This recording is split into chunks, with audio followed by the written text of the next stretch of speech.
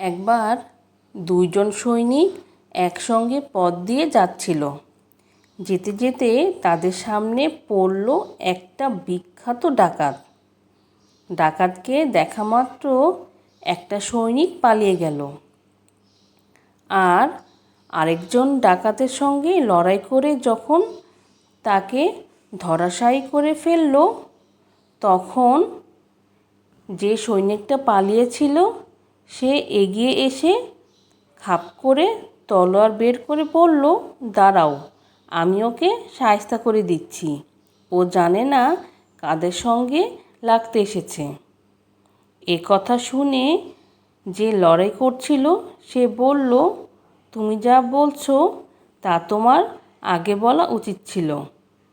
আগে শুনতে পেলে তুমি খাঁটি কথা বলছো মনে করে আমি মনে আরও জোর পেতাম। এখন তুমি তোমার মুখ বন্ধ করে তোমার তলোয়ারটা খাপে ঢুকিয়ে রাখো। কোনোটারই আর প্রয়োজন নেই।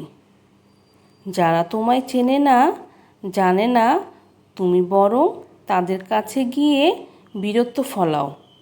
ডাকাত দেখে যে বিক্রম নিয়ে তুমি পালিয়েছিলে তা দেখেই তোমার বীরত্ব আমি বুঝে নিয়েছি। গল্পের উপদেশ: যারা বড় বড় কথা বলে কাজের সময় পগারপার হয়ে যায়।